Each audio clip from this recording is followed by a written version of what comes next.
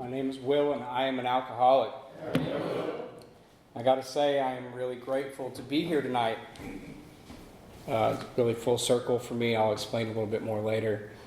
But my gratitude for being an alcoholic nowadays is remarkable. It's pretty astounding to say, like, dude, I'm so glad I'm an alcoholic. Like, I didn't grow up hoping one day I was going to be an alcoholic who earned his seat in Alcoholics Anonymous. Truly. I paid through a lot of pain, trials and tribulations to get here. And I just can't tell you what this place means to me, what the program of Alcoholics Anonymous means to me. My sobriety date is November 22nd, 2019. That is one of a few pretty significant dates in my story, or days, if I will. I've got a home group. It's the Dunn group in Dunn, North Carolina. We are the third oldest group in the state of North Carolina. This December we'll be celebrating 79 years, so that's pretty significant. I'm really proud of that home group. I've been there long enough now that I've seen the ebb and flow of what a group can be, right? You can have a room full of people just like this, and you get to know them, and then after a little bit of time, sometimes it gets empty, and then I ask myself, like, well, what are we not doing right, and then lately, this year specifically, man, we've had a lot of people in that room, a lot of new people, a lot of people that we can help, and that's the whole point of why I'm here now, to be honest with you. That's my job. I have a sponsor who has a sponsor who has a sponsor. I am extremely proud of that sponsor lineage. These are men that are rooted in the program of Alcoholics Anonymous. They are rooted in the solution, not the problem. I sponsor men who sponsor men, and that's the way that this thing works, right? The reality for me nowadays is that I don't forget that I'm in Alcoholics Anonymous and that I'm practicing spiritual principles in my life so that I don't drink again. But the depth of this nowadays is unreal. And I can speak more on that in a little while as well. I said that this is really full circle for me because, I've had the opportunity now to speak in a bunch of different places, This is my hometown. This is where I'm from. You're sitting smack dab in the middle of my childhood church. A lot of my life was lived in these hallways. And this place is the same, but I am not. I am not, and it's really surreal. I have been blessed to be given a new life, a real new life, one that, I reflect back on what my first life was, and it's almost unreal. It's a dream, to be honest. Really, oftentimes, it was a nightmare. I'm from a military family, so I grew up a little bit all over, but like I said, this is home. My dad is a retired JSOC colonel. He worked for the Southern Command in the 90s, and so I was born in Central America. I grew up in Panama. I had a lot of beautiful life experience down there. My mom, her parents were missionaries, so she grew up in Central America. So I had this really cool thing where a lot of military kids, they get to live outside the U.S., but they're on the base, right? They're not locals. That wasn't my experience. My mom grew up in Panama. My grandfather worked for the Panama Canal for 40 years. So I had this kind of experience of living on the military base, right? Military kid, but my mom's a local, so it was really, really awesome. And if you know anything about the military, it's a drinking culture, man. That's what they do, and they do it well, right? They work really hard and they play really hard. And that's just what I grew up around. My first memory of my dad, it was my stepdad, but he was really my dad. And my first memory of him, very vivid, he was standing in the garage of his house with a big paddle brewing beer. That's what he did, man. That was one of his hobbies. He loved to cook, he loved to drink, he loved to brew beer. And he was pretty good at it. So that was just always in my life. Drinking had always been a part of my life. My mom had told me from a really young age, she was like, don't drink, Will. Don't do it. I come from a long line of, can't say they're alcoholic, but heavy drinkers, man, and they were pretty good at it. I had a really cool experience. The The day before I had gone into treatment, my mom had shared something with me that I didn't know. She told me that my grandfather had got sober at 32, same age that I had gotten sober, and he got sober through Alcoholics Anonymous. And that was remarkable to me because this guy was one of those guys that, I wanted to be like one day. I never knew what he was like growing up prior to that. But I'd heard some stories. He grew up in, south side Chicago, really gnarly life. But I never knew that. I just knew this guy that even after he passed away, my grandmother was receiving letters from all over the world of people that had found out about that. I'm like, man, that's the kind of guy I want to be like one day. Alcoholics Anonymous has done that for me and is continuing to do that for me. Truly. I always say this place has turned me and is continuing to turn me into the man of my dreams. It's that guy in my head that I want to be like one day, whether it was experiences of my friend's parents, my friend's dad, or the guy that I just described, man, I wish I could be like that. And that was not achievable for me. For me to even sit here and tell you that I have a sobriety date is really significant because sobriety was never going to be on the table for me. It was never going to be on the table for me. Now, I got to tell you that I am a low-bottom drunk. I am a very low-bottom drunk. I had and I will say this, I'll get this out of the way. Alcohol is not a big part of my story. But I've learned a lot of things in here. And some of the things that I have learned is that out of respect for Alcoholics Anonymous, I don't talk about anything else other than alcohol in here. And it's really about two different things, right? It's about not doing it my way anymore. And it's about respecting the way that things are done in here, the things that have changed my life. I don't say that lightly. So I always, and anytime I tell my story, I keep it as much to a minimum as I can. But I started really early. Like I said, it had always been around me, the drinking. I can say that I don't really remember my parents being what I deemed to be like a drunk, the way that I had acted or my friends had acted growing up that are sloshed, falling around. I never saw that in my house. But in hindsight, the days that my dad wasn't working, it's probably not normal to go tap the keg at 5:30 in the morning. But that, that's just how he drank. And all respect to him, he is an honorable man, big part of a society that, he just does what he needs to do, So I can't say that we're the same, but by the time that I was 12, I had really experimented for the first time.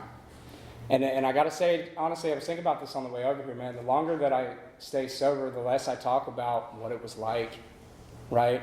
Everybody knows the pain, dude. Everybody knows the pain. I can assume that most of you probably earned your seat in here too, right? I spend more time talking about what happened and what it's like today. But at 12, I dabbled for the first time, and I had the obsession immediately. I mean, I've been an alcoholic my entire life, even before I picked up. But when I picked up, it was on me. My friends, they would want to get together and party on the weekend. I couldn't stop thinking about it. By the time that I was 15, middle school, I went to middle school right across the street here. What used to be the middle school, Southern Pines Middle School, the Blue Knights. And I was the last 7th grade class that came out of there, first 8th grade class at Southern Middle School, who I have a beautiful daughter who gets to call me dad today. And that little girl knows that I'm going to be there at any point, at any time, no matter what. And that's because of Alcoholics Anonymous. I can tell you that it has not always been that way either. I would be sitting in class, couldn't stop thinking about it.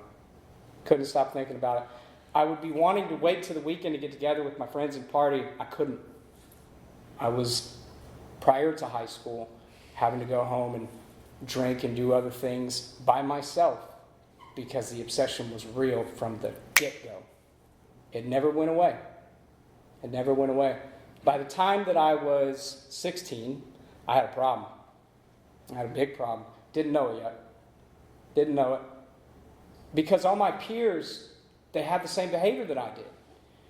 But in hindsight, these people grew up to get an education, become doctors, lawyers, military men or women, like people that are like part of society, man. They're living life. These things did not control them. So, but I didn't see that then. I didn't see that. Like, it's just what we did. We went into, got older. I dropped out of school by the time I was 16. Mom and dad had split. I grew up not knowing what to do with me at all. The first thing that I remember that made me feel good about me was sports. I found that at a pretty young age. I was pretty good at hockey, played tons of hockey. And I used to love that feeling, man, after a game when people would go up to my mom and be like, "Oh, you're Willie's mom." It was a great feeling, and it made me feel good about me. And in hindsight, when I picked up drinking and other things, that was the first time in my life that I could be anyone you wanted me to be.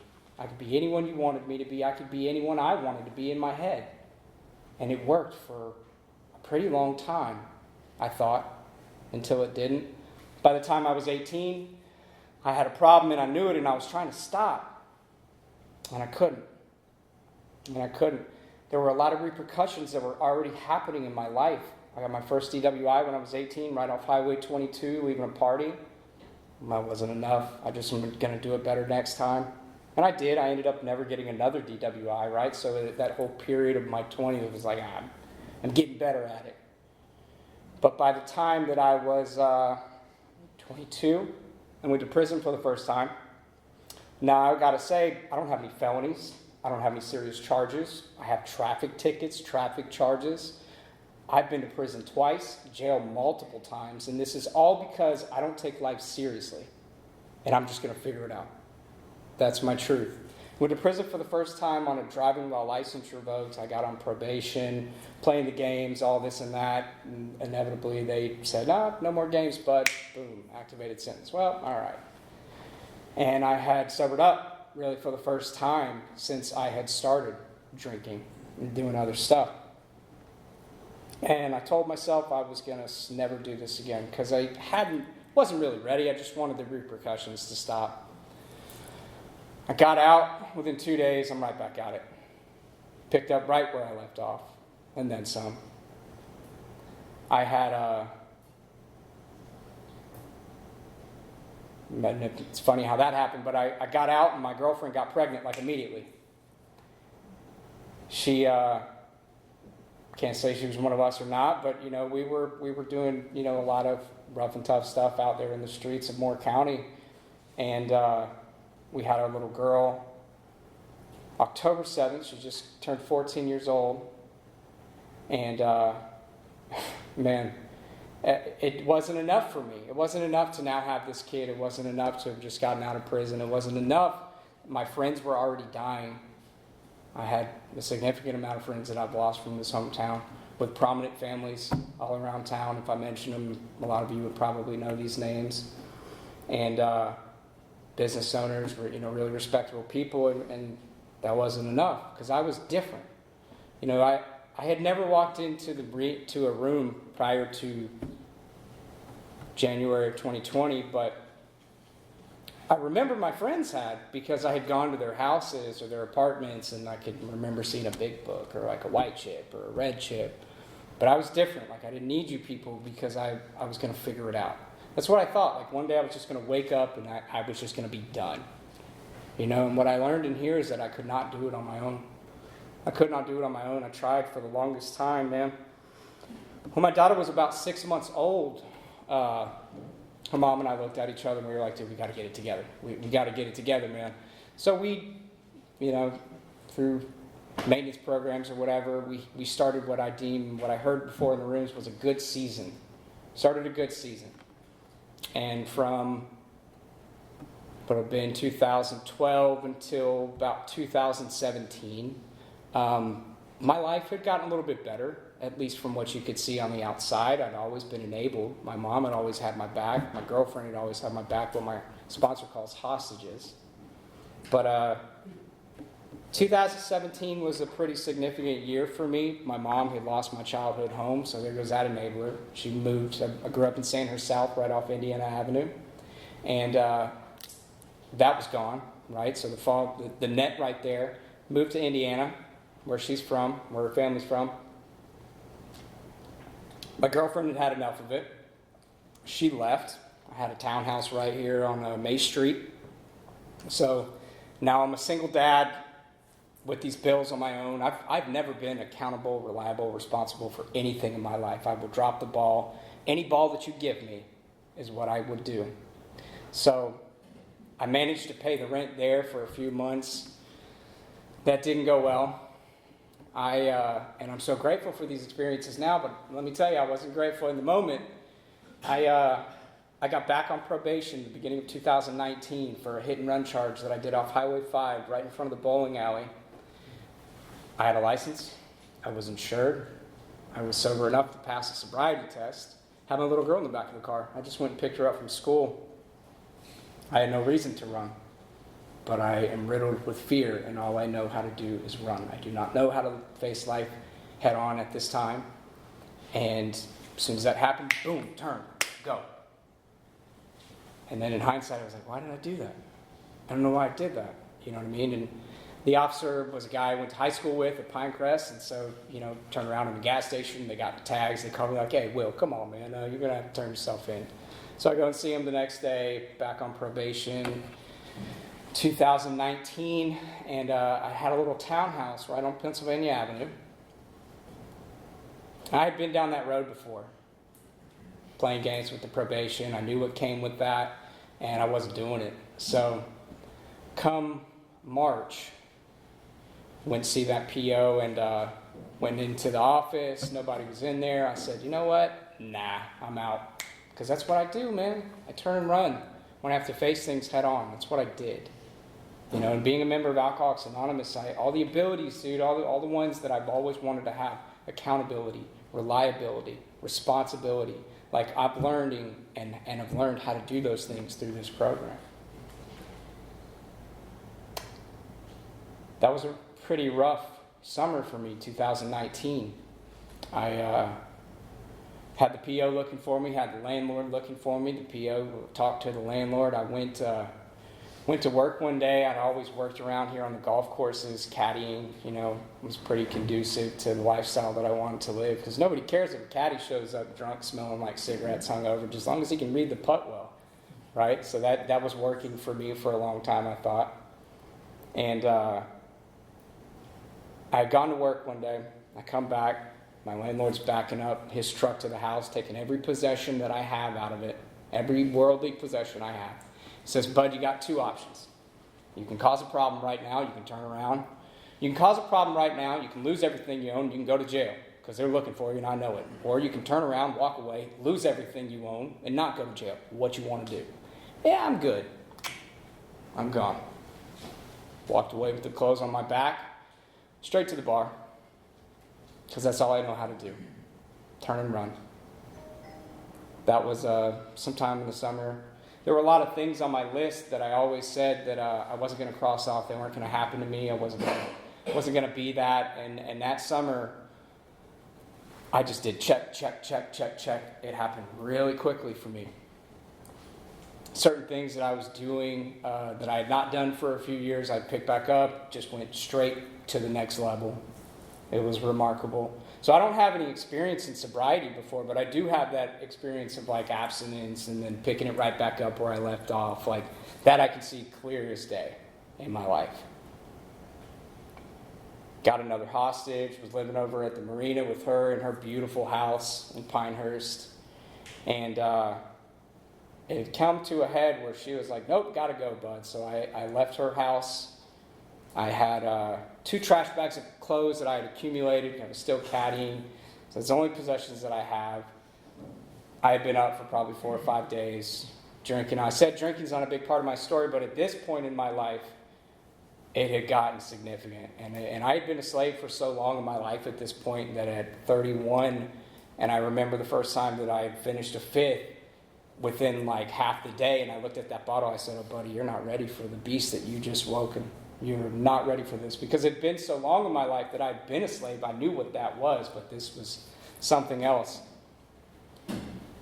So I said, hey, can I hang out in the backyard for a little while and figure out what my next move is? She said, yeah, sure. Don't be when I get back. The law's coming with me. Okay, no problem. So I'm sitting in the back of her beautiful home.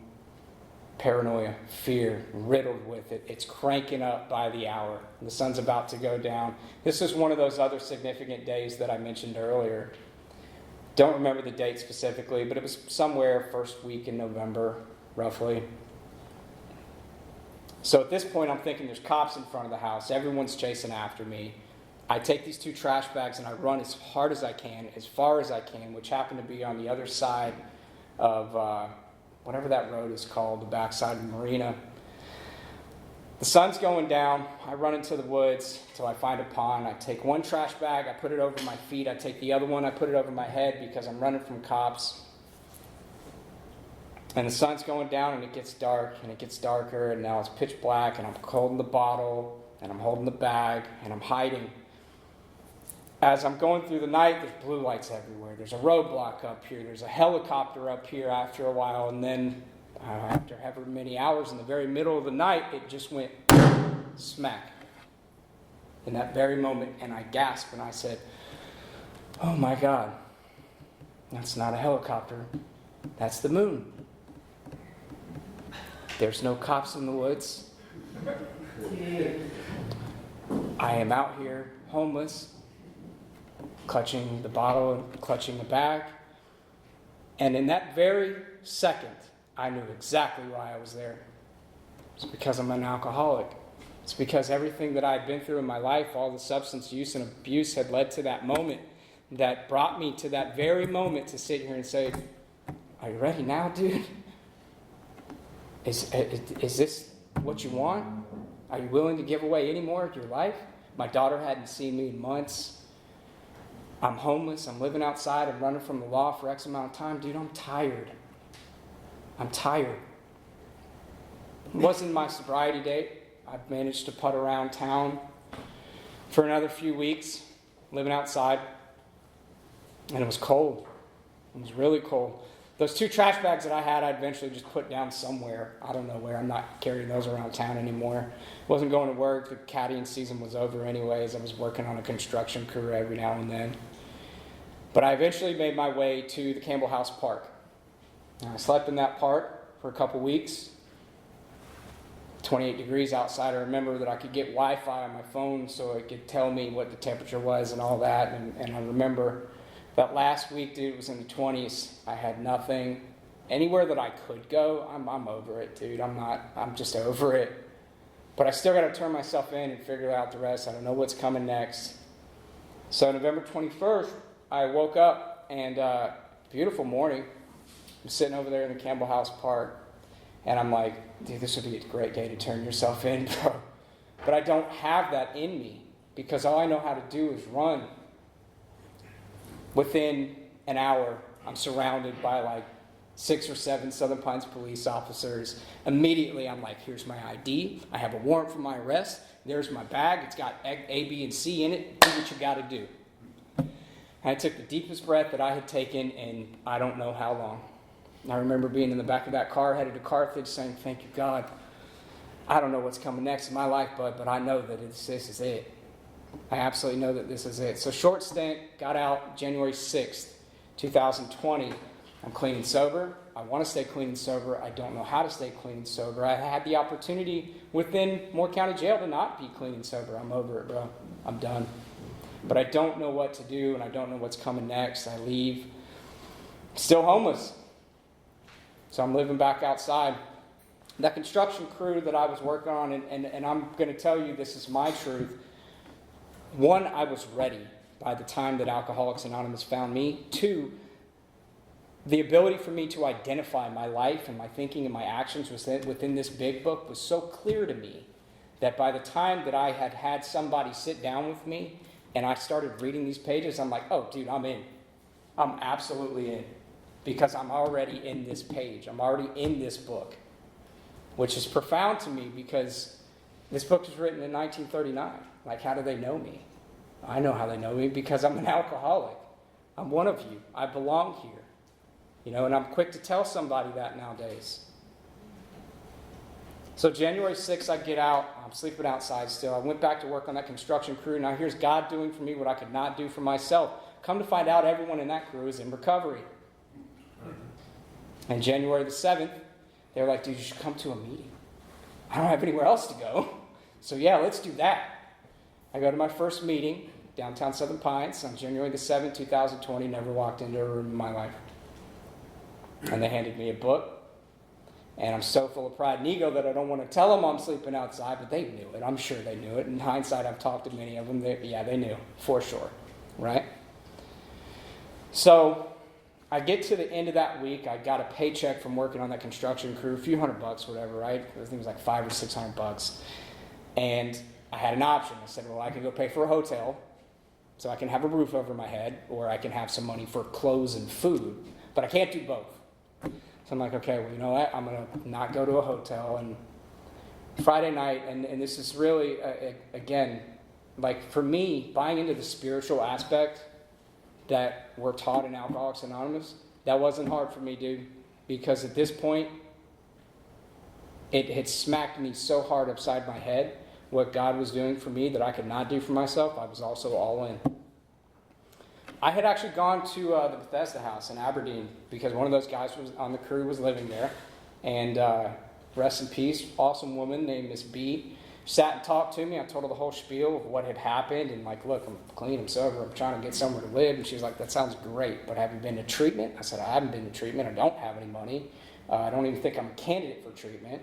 I'm already clean and sober. She's like, wow, I can't help you because we only take guys from treatment. Here's a phone number. Call them on Monday. That was Friday, January the 10th. Great. Okay. So I go to Walmart in Aberdeen, and it's like the middle of the night because I don't have anywhere else to go. I'm just walking around town. Clean and sober, man. Don't know where to go. Don't know what to do. I'd gone to a meeting every night that week, though. I bought a tent, and I took that tent to the closest place that I thought I could hide, and it was the dog park right behind Aberdeen Walmart, if you know where that is.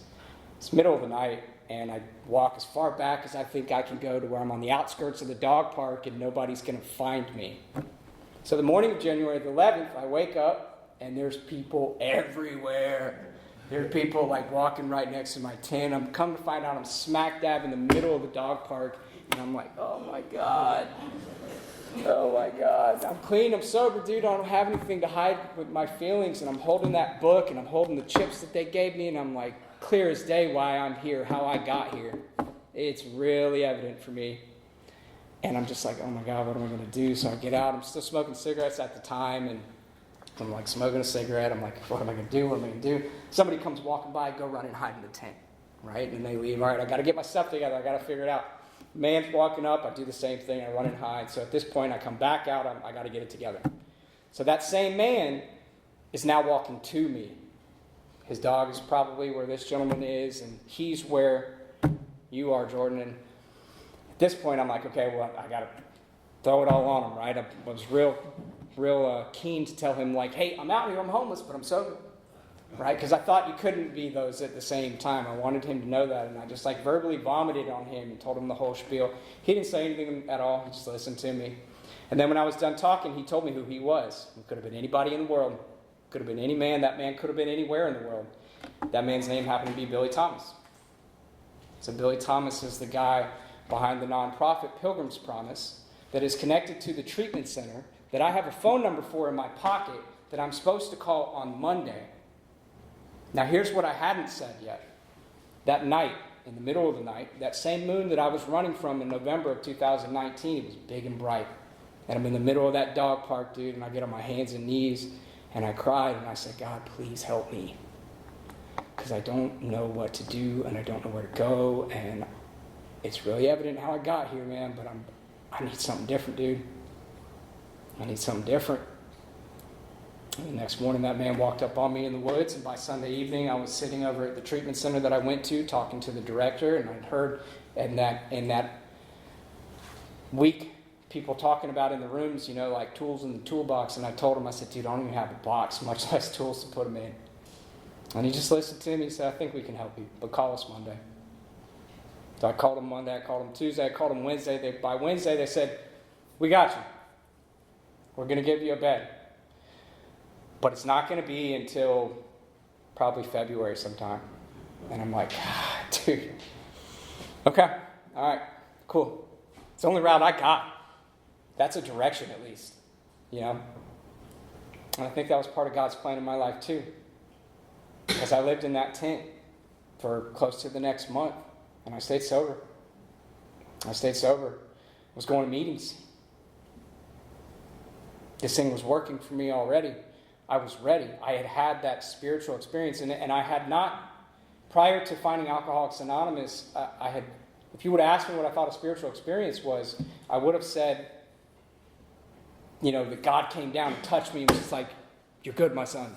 That wasn't it. The big book describes it as that profound shift in ideas and drives and thinking, and that had happened to me that night in the woods in November. It just hit me. I'm done, dude. I'm done. I was washing my hair in the gas station, what used to be the Smokers Express. The tent was behind the Chick-fil-A, what used to be the old Chick-fil-A, which is now where the fountain is, over by where the new Target is. And I was living in that tent, and every morning I was waking up like, dude, what am I going to do? This is crazy. And I'd walk to the gas station, I'd wash my hair, and then we were doing construction right here on May Street, and I'd walk to the job site. But every night I was walking to a meeting or getting a ride to a meeting, and then having people drop me off in random places like as if I'm not homeless still. So I go to that treatment center. I trusted these men with my life. And I tell this to guys when I go to the treatment center to speak to them nowadays that I locked in. My life started at the top of that hill. It ended at the back of that lake, and nothing else mattered. Absolutely nothing else mattered. And that was the first time that I'd seen these pages. And it changed my life. I trusted these men with my life so much that, I'm from this town, man. People know me. People are calling up there. Hey, is he still there? Is he good? And they said to me, look, dude, you want your best shot? Don't go home. We think you need to go to a recovery home in Dunn, North Carolina. I'm like, God, you gotta be kidding me, bro. For real? The job that I had been working for so long was waiting on me to get back. I said, you know what? That's what you think? That's what I'm going to do. They said, yeah, go somewhere where you know no one and you know nothing. And if you get anything in your life, you got to go and get it. You got to work for it. You got to find a network. If you're going to get sober and stay sober, that's where it's going to happen. That's your best shot, dude. Let's do that. So I went to Dunn, North Carolina. The recovery home that I went to was very strict. Had to be in the house by 5 p.m. every night. Everywhere we went, we rode in a van together. Those doors locked at 10:30 p.m. A lot of people didn't like that kind of structure. I needed that. I'm grateful for that. At one point in time, the success rate for that specific recovery home was like 6 out of 10. Dude, that's pretty significant for longer-term sobriety. She asked me if I would commit to do a year in that house. I said, absolutely. I did 366 days. And my sponsor and her said, we think you should go to an Oxford house. Now, at this point, through being in the program and being sober and being accountable and reliable and responsible, I had got a really good job that I still have today. So financially, I didn't need to go to the Oxford house, but they said, dude, we think you should do that. So I did that. They said, we think you should go for 6 months. I did that for 6 months and a day. And in the midst of all this, dude, I got in the middle of this thing really quickly. You guys suggested that I chair meetings, that I get a service position. At a year sober, I became the GSR of my home group. I was the GSR of my home group for 2 years, going to district meetings, sharing the message, realizing the importance of that.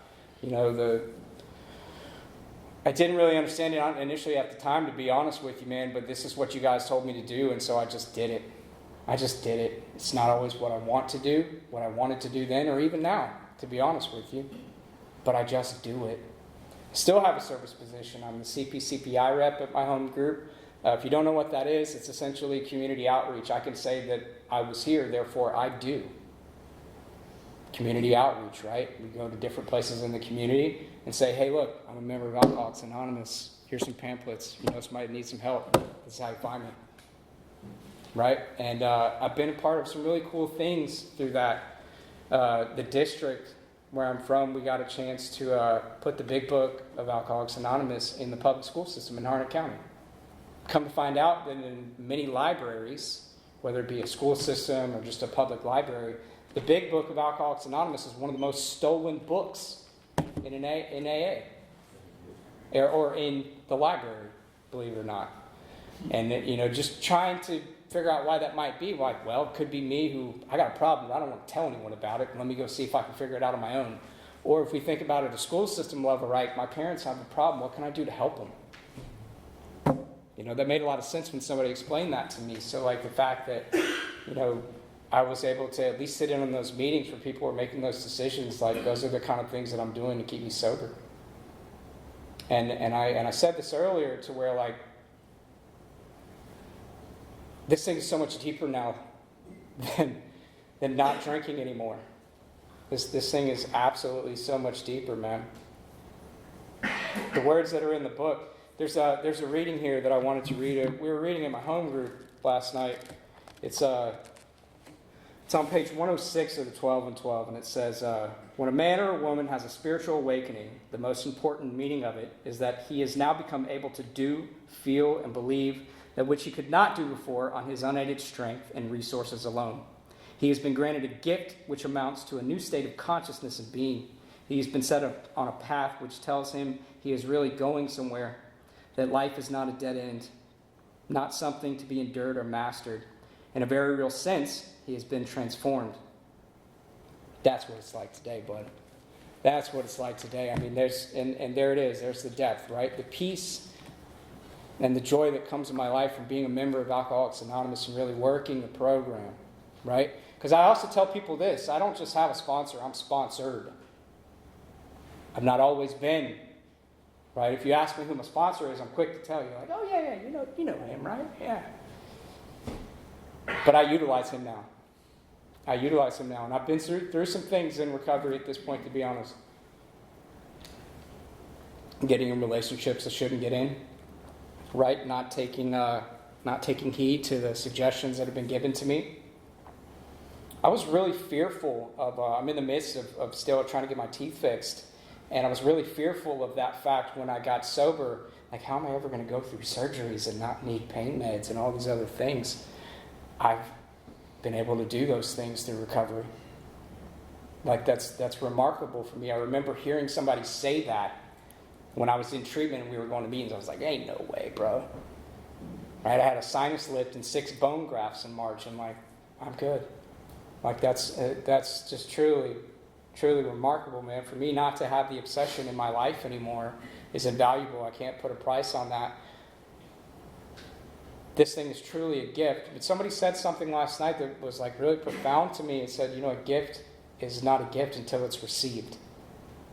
And that made a lot of sense to me, right? A gift that you have is just a gift. It doesn't mean anything to me until it's mine, right? And once I've obtained that gift, now my job is to give it away. Nobody has come to me and say, hey, Will, here's a price you got to pay at the door. But this freedom in my life today is not free by any means necessary. I pay with my time and my ear. At any point in time, I have not said no to anything that anyone has asked me to do in Alcoholics Anonymous. The big book talks about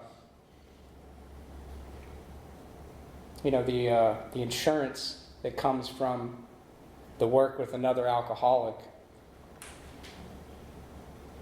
And it says, it's losing me, and I'm losing it in this moment, but it's not convenient. That's when it's best, right? And nowadays, man, I have been blessed to be given a life that is truly remarkable. For a guy like me, I'm the lead trainer at the Food Line Distribution Center in Dunn. I work on a training team of like 14 people with like this massive warehouse and like decent amount of responsibility that's given me a company card that wants to send me anywhere from South Carolina to Connecticut, and I've had the opportunity to do that for work. And everywhere I go, the first thing I do is meeting God. I went to Hartford, Connecticut for 3 months last year, because usually when I'm taking these trips, it's for a significant amount of time. And I went to Hartford, got off the plane. First thing I'm going to do is I'm going to find a meeting. Found this meeting. It was like a foot of snow on the ground, and then it's like a little dingy church in the middle of downtown Hartford. And I walk around the corner, and some guys walking downstairs like, the meeting? I'm like, yeah, come on. And I walk into this little dingy, dim-lit basement, and there's like 25 guys sitting around. There's over 250 years of sobriety in that room, come to find out, and that was my home group while I was in Connecticut. And it's another home group that I have now. I have the same experience in Pennsylvania, South Carolina. What a blessing it is to have that, because I know where the solution is in my life today. Everything good in my life today is from Alcoholics Anonymous. The things that you can see, the things that I can feel. I was blessed to get married last year. Alcoholics Anonymous gave me that woman. I didn't find her in here. She's not one of us. Alcoholics Anonymous has helped turn me into the kind of man that is desirable to a woman of this caliber. That's my truth. We sometimes jokingly talk about how if she would have known me back then, she was like, but I would have never even looked your direction. You know, rightfully so. I don't take that lightly. My daughter that I mentioned earlier, beautiful, beautiful little girl. I try not to project the fear of my past into her future. And I just try to be an example for her. She's very, very clear on what this is in my life, what it means to me, the importance of it. Somebody said one day, be wary of the word balance. My sponsor said to me, be wary of the word balance in sobriety. Because for me, behind the word balance is the easy way out. I remember I was about 2 years sober. Was not working with anyone else. Had a service position, sharing meetings, all that stuff. A woman had came to speak at my home group, and after the meeting we were talking, she was like, well, how many guys are you working with? I said, well, I'm not working with any. She was like, how long have you been sober? She said, well, a couple of years. And she was like, really, dude? Okay. Well, if that's what you want, pray for it. I said, all right. Okay. That's what I should do. That's what they tell me I should do. So I did pray for it. And then I started having guys ask me to sponsor them. And it actually started happening pretty consistent over that summer. So before I know it, I'm sponsoring like these 4 different guys. And it's to the point where I'm like, please don't ask me. And I remember, because now I have this beautiful wife and this great job and all these other things, right, that Alcoholics Anonymous has given me. And I went and talked to a man with a significant amount of time of sobriety. And I explained to him, I talked to one of my home group members, and it was his sponsor, and his sponsor just listened to me, and afterwards he said, to be honest, Will, it's not that you don't have time, it's just that your time needs to look different. And when he said that to me, that made a lot of sense to me, right? Do I cut out some of my personal time, right? Do I shift around my own meeting schedule, right? Or do I just sometimes stop doing what I want to do because somebody's asked me to do something for them? It doesn't even have to be in the program. You know, intensive work with another alcoholic is what the big book says. Intensive work. And intensive work for me looks like I get up at 3 o'clock in the morning to go to work at 4:30 a.m. I live in Rayford. I work in Dunn. I work all day. And then I might hang out in Dunn for another couple hours to sit down and read with somebody or just connect. And then we go to a meeting, and then I don't get home until 10 p.m., a few days a week. It's not always like that nowadays because I'm blessed to have the opportunity to now watch these guys who I've worked with stay sober for a little amount of time and watch it work in their life.